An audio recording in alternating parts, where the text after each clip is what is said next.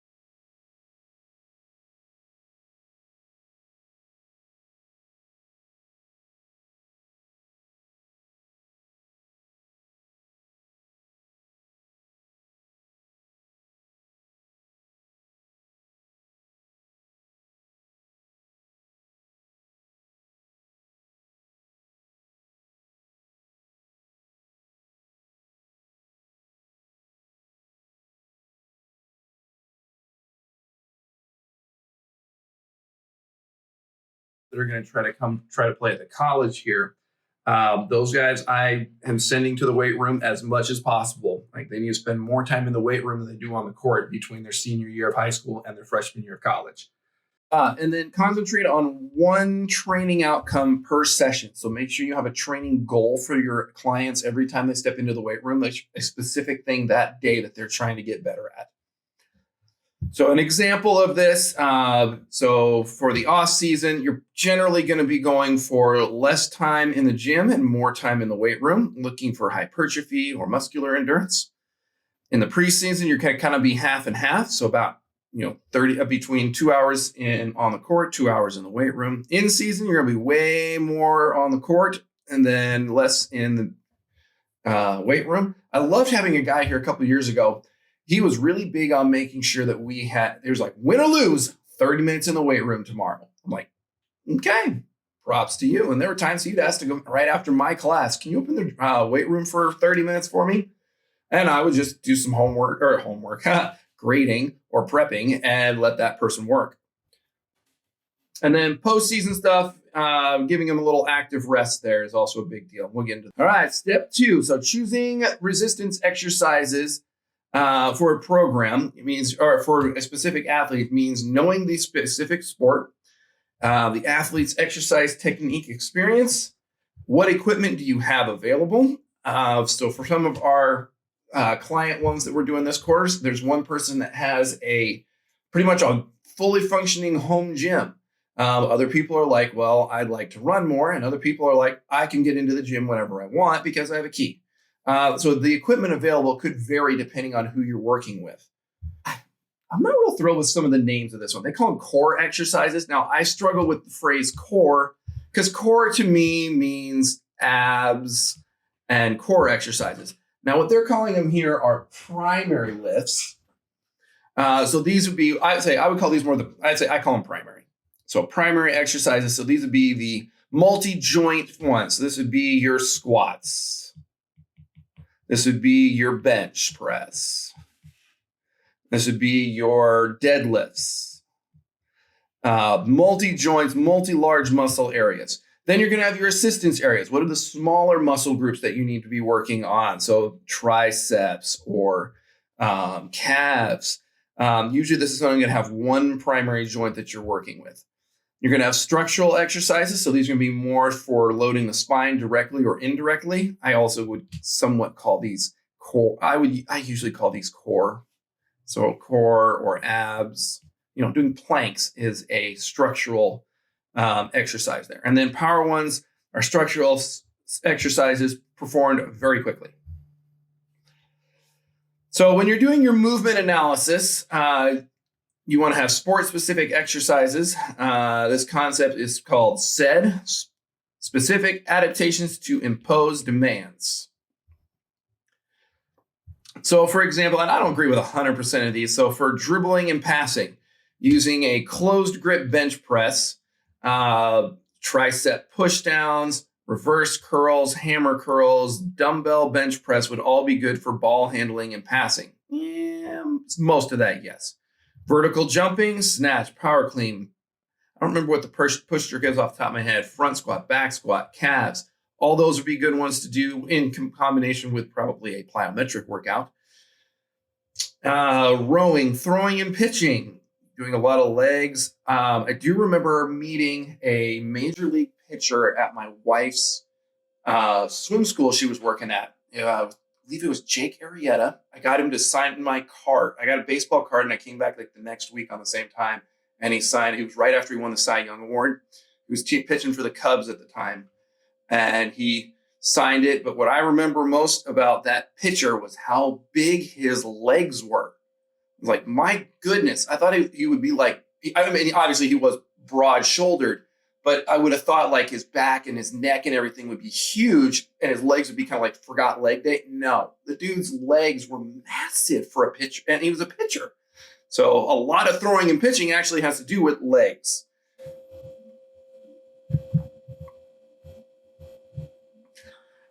All right, so then you're going to have to make sure you're doing muscle balance. So when you're working with a throwing motion, make sure you have the agonist and antagonist. So you're doing bicep curls and tricep extensions. Doing some recovery things here. You don't want to have high stress on the nervous system, and you want to promote movement and restoration, especially if they're injured in any way, shape, or form. Big key here. Exercise technique experience. Just because somebody has been exercising for more than 2 months doesn't mean we can just assume that they do everything correctly. I still like to watch every person in the gym that comes to my class. I want to see them do a bench press before I turn them loose on it. And I usually want to spot them because I want to make sure they have the right technique to not get themselves hurt. So when in doubt, have them demonstrate it and then provide instruction if you need to. Let's see, available training per session. All right, and I had a video here. I don't remember what it was. All right, so training frequency is a number of training period sessions in a given time period. So for resistance training, a common training period is 1 week. So the status is going to be the number of rest days between sessions. So in a 3 times a week is recommended for many athletes to allow sufficient recovery. So 2 to 3 days. So a beginner, you're going to have 2 to 3 times a week. That's why it's a beginning weight training class that meets 2 times a week. If I were going to do an intermediate weight training class, I probably would have a 3 times a week meeting class and 1 time on your own thing. So more highly resistive trainings, more high resistance are going to be augmented by using a split routine in which different muscle groups are trained on different days. So arms and legs, or push and pull, depending on, so you'll be working the agonist muscles, all pushing, and then the next day antagonist muscles. So here's an example of a common split routine. So here we got so in the first, I would almost split this into like week 1, week 2, week 3. During week 1, we're going to go upper body, lower body, upper body, lower body. And this one I wasn't thrilled with because they missed one.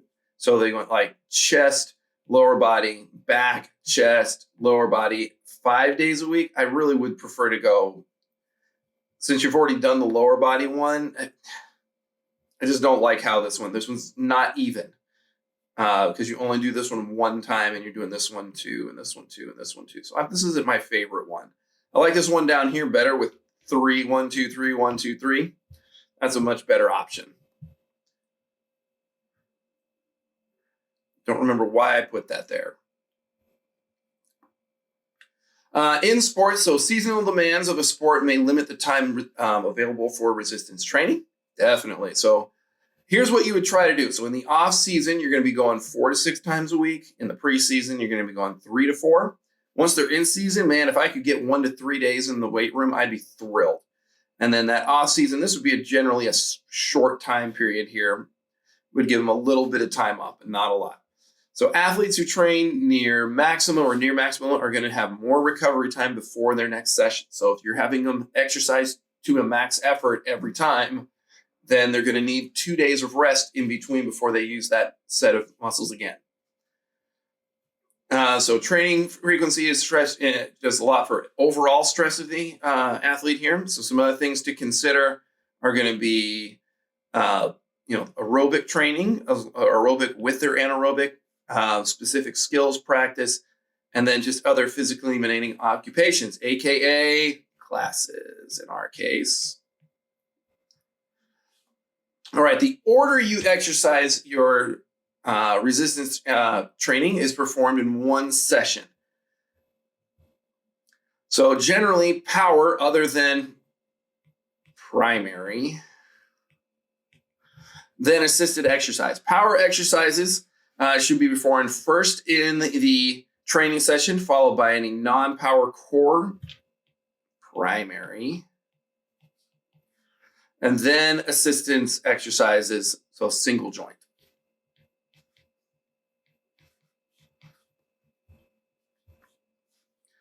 So upper body, lower body one. So one method providing athletes to recover more fully is to alternate upper and lower body exercises. And this would be per day, not thing there. If the exercises are performed with minimal rest periods, then this method is referred to as circuit training. I love my circuit training day in my class because I give them 30 seconds on, as many as they can do in 30 seconds.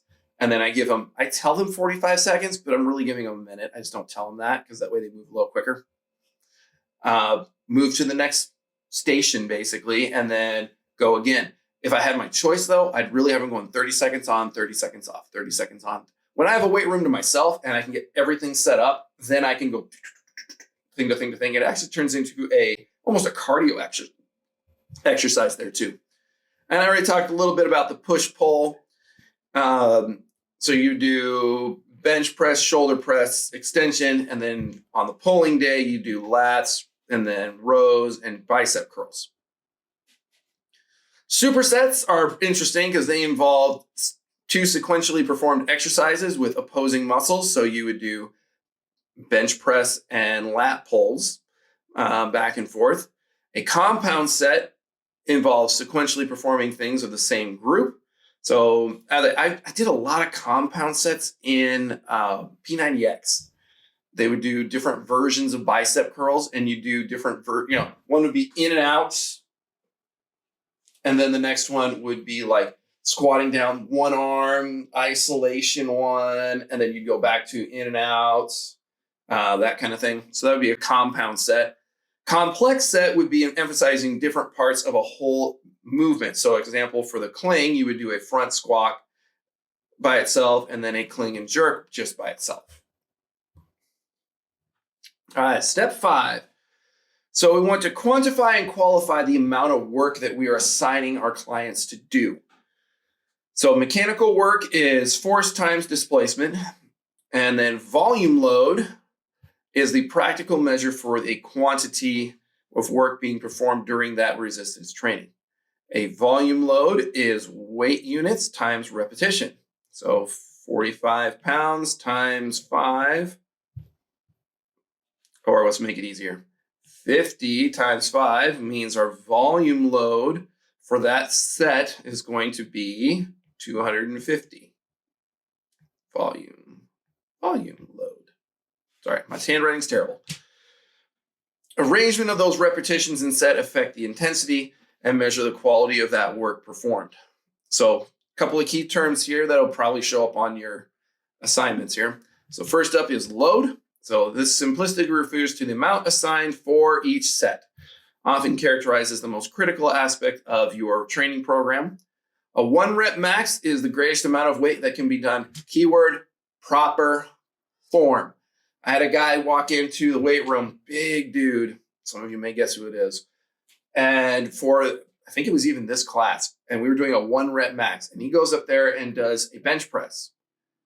And when he did it, I was watching him, and he only went down about 2/3 of the way and then went back up. And he looked over at the board and he went over and he signed his name as one of the top 5 of the year.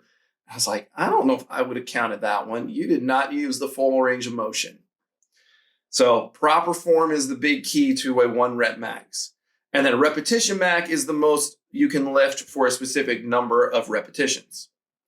So generally, I would make sure you have a pretty good clue about this chart here.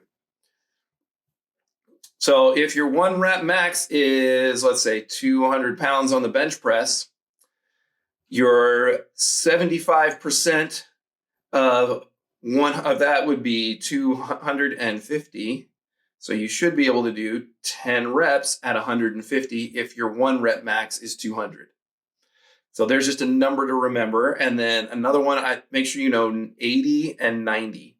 So 90 and 4, 80 and 8, 10 and 75 are kind of the ones you just kind of have to know in your head when somebody says, oh, I can bench this or I can do this much on a 1 rep. And they're like, okay, so I'd be like, all right, so your 10 rep max is going to be 3/4 of that.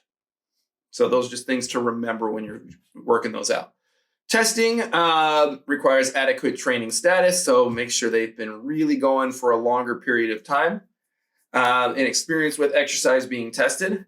Use primary exercises for 1 rep max testing. Choose exercise that exercise and assess muscular strength, preferably ones that are going to be used in their actual sport. So estimating your 1 rep max using a table. So this would be going backwards. So the most accurate ones are based on low, so less than 10 reps for each load. All right, 1 rep max and multiple rep testing. So multiple rep max testing based on your goals. So usually I would do like a 3 rep max or a 5 rep max as my preferences. Assigning the load and repetition based on their training goal. If their training goal is for hypertrophy, then you're going to be in that 8 to 12 range, maybe even 10 to 15, depending on the training status. Or if they're trying to go for more explosive movements. I still remember Michael Jordan. So Michael Jordan, when he first started, his trainer, he was like all about speed and explosion.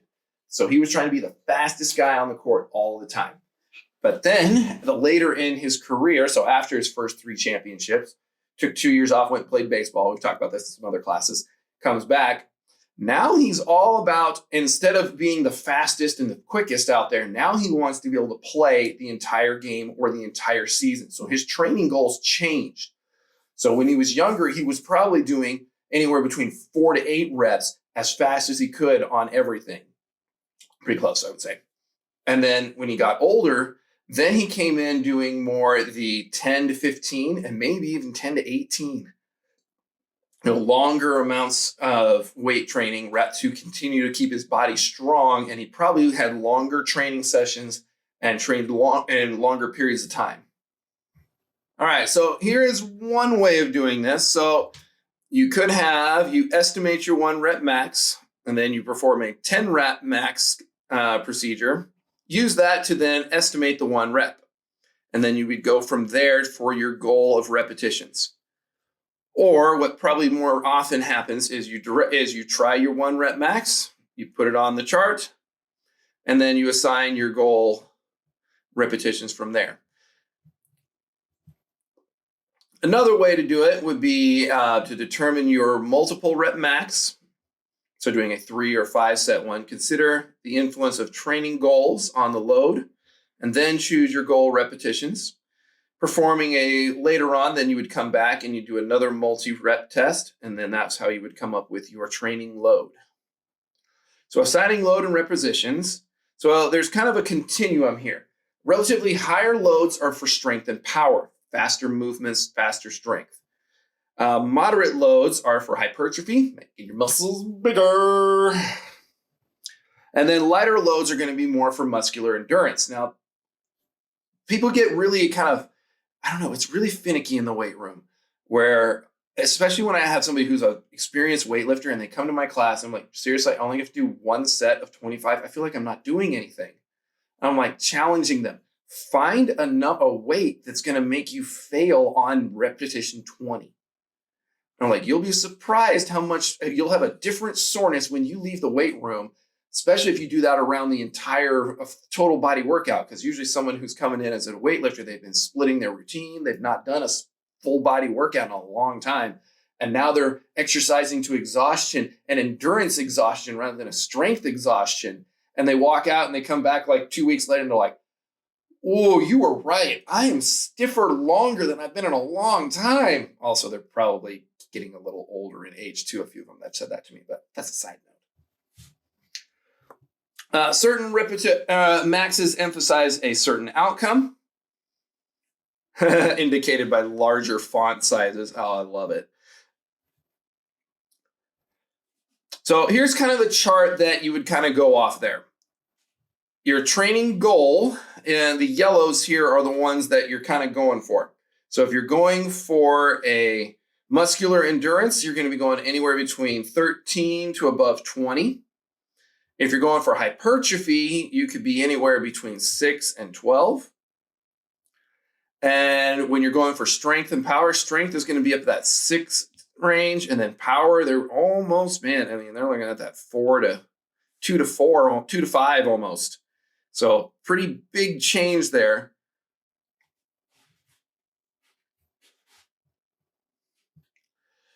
So assigning load and repetition based on that goal. So take a percentage of your 1 rep max. So if I'm going for strength, and let's just do the same thing we had earlier. So 200 pounds was their 1 rep max. So 85% of that load is going to be 175-ish? 175 at less than 6. If we're going for a power, so we'll be going 80 to 90 with 1 to 2, 3 to 5. If we're going for hypertrophy, 67%. So that'd be 2/3. So that'd be actually 133 to, say, 180 to 175. Anywhere from 6 to 12 reps. So assigning load and repetitions, so take that percentage. So particular load and repetition is for, and they definitely had things for single effort power events. So shot put, high jump, weightlifting, you have 1 try, or for multiple power efforts are going to be basketball, volleyball. You have that same chart coming up here. Nope. So that's what they were saying here with the single event, multiple events. So this bottom one here would be more your volleyball and basketball. And then these would be more your shot put and such. So I definitely have had some students come to me and say, well, I just came off my heavy load day. And then we'd like, yeah, we're going to do our 1 rep max today. And they're like, well, I just had a heavy day yesterday. So heavy loads are designed to be full repetition maxims and the greatest resistance that can be lifted for that goal of repetitions. So loads for other training days are reduced to provide recovery after the heavy day, but still give them enough training volume to make it worth being there. Whoop. Ooh, that's interesting. I can zoom that in. I learned something new today. Monitoring each athlete's training and how they respond to those trainings. As you have a training load, stimulus loads can be increased. That's why we met with our clients for the halfway point. So they have their midway. How can we change our exercises for this? All right, so 2 for 2 rule. So this is a very conservative method that can increase the athlete's training loads. If the athlete can perform 2 or more repetitions more than their goal, so if I say get 10 and you can get 12, and you can do that 2 consecutive workouts, then you should probably add weight to the next training session. I don't know if I'd necessarily follow this in my own workouts. I'm probably a 1 for 2 rule. If I can get 2 repetitions more than what I just did, or what my goal was, I need to add weight. It's usually what I do.